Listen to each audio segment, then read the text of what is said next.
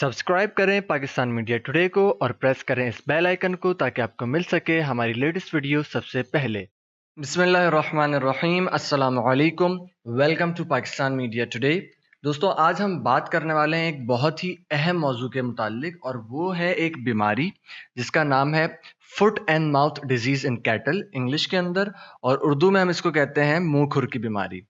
इसके हवाले से हम बात करेंगे इसकी वजूहात और अलामात, क्या इसके सिम्टम्स होते हैं, ठीक है, और इसका फैलाव किस तरीके से फैल जाती है ये बीमारी, ठीक है, और एहतियाती तदाबीर किस तरीके से आप इससे बच सकते हैं, और इसका इलाज step by step her topic के ऊपर, चारों टॉपिक्स के ऊपर मैं बात करने वाला हूं और इन डिटेल इंशाल्लाह बात करेंगे। तो ये वीडियो आपने एंड तक देखनी है ताकि आपका हर एतबार से फ़ायदा हो, और अगर पसंद आए तो लाइक ज़रूर करनी है। दूसरी चीज़ मैं आपको बता दूं, मैंने रिसेंटली एक ब्लॉग बनाया है जिसका नाम है cattlemarketkarachi.blogspot.com, ठीक है। उसका लिंक आपको डिस्क्रिप्शन में मिल जाएगा, इतना लंबा आपको टाइप करने की ज़रूरत नहीं है, डिस्क्रिप्शन के लिंक से आप उसको डायरेक्टली खोल सकते हैं। कैटल हेल्थ प्रॉब्लम्स के नाम से वहाँ पर एक पेज है, उस पेज के ऊपर आपको इस तरीके के तमाम आर्टिकल्स मिल जाएंगे। वहाँ पर मैं जैसे ही मुझे इस तरीके की मैं रिसर्च करता हूँ और कोई अच्छा टॉपिक मिलता है तो उसके हवाले से मैं वहाँ पर मालूमात डाल देता हूँ, ठीक है। तो बगैर किसी देर के वीडियो स्टार्ट करते हैं अपनी। सबसे पहली चीज़, इस बीमारी के मुतालिक थोड़ा सा आपको बताता हूँ कि ये गाय, भैंस, भेड़ और बकरियों की बहुत अहम बीमारी है। इससे हर साल बहुत से मवेशियों का नुकसान होता है। छोटे बछड़ों और बछड़ियों में ये जानलेवा साबित होती है। इस बीमारी से बड़ी उम्र के जानवरों में दूध की पैदावार में इंतहाई कमी वाक़ई हो जाती है, और ये एक फार्मर के लिए सबसे अज़ियतनाक चीज़ है कि उसके जानवर का दूध कम हो जाना, उसका मतलब पूरा बिजनेस उसका नुकसान में चला जाता है। इलाज की वजह से फार्म के अखराजात काफ़ी हद तक बढ़ जाते हैं। गाभन जानवर अक्सर औकात बच्चा ज़ाया कर देते हैं, और इस वजह से जानवर अरसा दराज तक बीमार रहते हैं। इस वजह से एक बहुत ही ज़्यादा मुहलिक बीमारी है किसी भी जानवर के लिए। क्या वजूहात होती हैं, किन वजूहात की बिना पर यह बीमारी एक जानवर को लग जाती है, उसको जान लेते हैं। तो ये बीमारी एक वायरस की वजह से होती है जिसे एप्थो वायरस कहते हैं। बीमारी पैदा करने वाले वायरस के साथ मुख्तलिफ सीरोटॉप्स होते हैं। पाकिस्तान में इनके 3 सीरोटॉप्स बहुत आम पाए जाते हैं, जिनका नाम ए, ओ और सी है। जानवरों को तेज बुखार हो जाता है तो जानवर के मुंह के अंदर, हैवाने पर और खुरों पर छाले भी नमूदार हो जाते हैं। बुखार के साथ साथ छाले या दाने जिसको आप कहते हैं, वो उसके मुंह पर, उसके हैवाने यानी उसके थन वगैरह के ऊपर और खुरों के ऊपर नमूदार हो जाते हैं, जैसे आपने तस्वीर में भी देखा। खुरों में मौजूद छाले फट जाने की वजह से जानवर लंगड़ाहट का शिकार हो जाते हैं। जानवर के मुंह में मौजूद छाले खाने पीने में दिक्कत पैदा करते हैं, जिसकी वजह से जानवर कुछ खाते नहीं है और अपना वजन कम कर जाते हैं। अच्छा, ये जो हमने बात जानी कि जानवर के मुंह में मौजूद छाले खाने में दिक्कत पैदा करते हैं, ये मैं अपने उन भाइयों को इस बात को जरा एक्सप्लेन करना चाहूंगा जो बकरीद में जानवर खरीद के लेकर आते हैं कुर्बानी के लिए, और उनका जानवर बाज़ औक़ात कुछ खाता पीता नहीं है। अब होता यही है कि बहुत सारे फार्मर्स जो हैं वो इस तरह की वैक्सीनेशन नहीं करवाते, ठीक है, गांव गोट वगैरह में नहीं होती है, तो उनके जानवर की वैक्सीनेशन नहीं हुई भी होती है, तो जानवर बीमार पड़ जाता है, हमारे पास आता है, जानवर बीमार हो जाता है और हमें बिल्कुल अंदाजा नहीं होता। हम समझते हैं कि शायद उसको चारा नहीं पसंद आया या इस किस्म का चारा नहीं खाता, और बहुत ज्यादा लोग टेंशन में आ जाते हैं। तो सिंपली आपने जैसे ही जानवर खरीदना है उसकी आपने वैक्सीनेशन करवानी है। वैक्सीनेशन की मालूमात अभी आगे आ रही हैं, और ये काबिल इलाज जो है वो बीमारी है, तो इसमें आराम से इसका इलाज हो जाता है, अपने टेंशन इसके हवाले से नहीं लेनी। अगली बात, फैलाव। ये बीमारी किस तरीके से फैलती है? तो ये बीमारी कई तरीकों से फैलती है।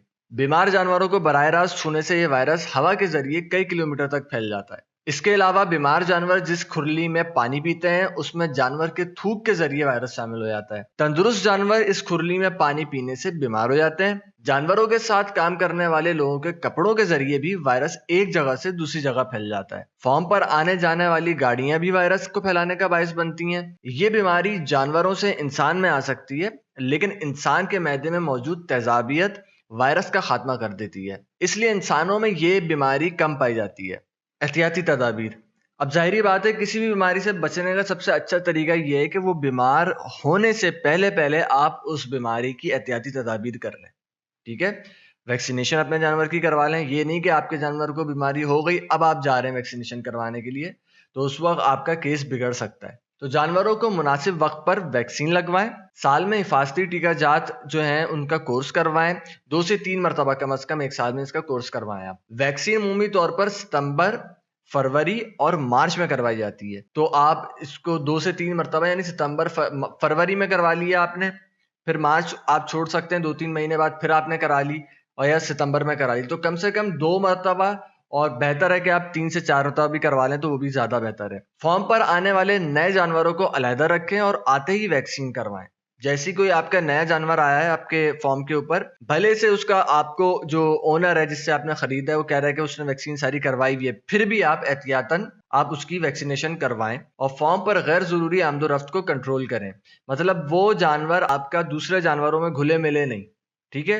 जब तक उसकी प्रॉपरली वैक्सीनेशन नहीं हो जाए आप उसको बिल्कुल अलग रखें दूसरे जानवरों से। शेड में 1 माह में 2 से 3 बार एंटीसेप्टिक महलूल से स्प्रे करवाएं। जानवरों की फीड के जरिए और बहुत सारी चीजें होती हैं, उनके वनडे के जरिए मतलब चारे वगैरह के जरिए भी कीड़े वगैरह आ जाते हैं इस किस्म के, ठीक है, जरासीम आ जाते हैं उड़ते उड़ाते, वायरसेस फैल जाते हैं। तो इस वजह से आपको शेड की सफाई का भी खास ख्याल रखना है। कम से कम 2 से 3 मरतबा एंटीसेप्टिक आप स्प्रे उसके अंदर करवाते रहें, तो सफाई वगैरह जो है, जो जितने भी जरासीम है वो खुद ब खुद मरते रहेंगे। फॉर्म पर इस्तेमाल होने वाली मशीनरी और औजारों को साफ सुथरा रखें।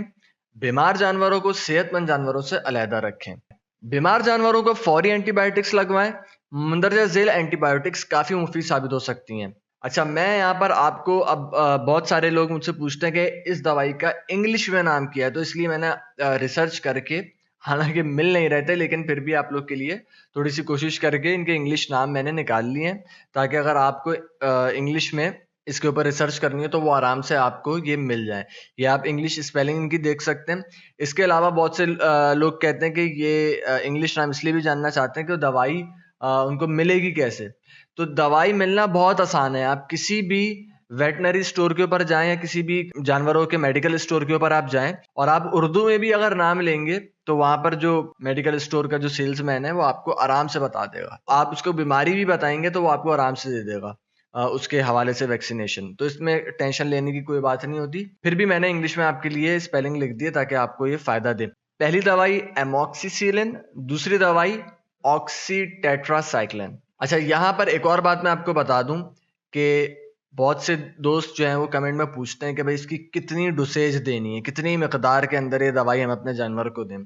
तो याद रखें, जिस तरह इंसानों के अंदर उम्र के एतबार से फर्क होता है, बच्चा है तो उसकी डोसेज कम होगी और बड़ा है तो उसकी डोसेज हाई होगी, ज्यादा होगी।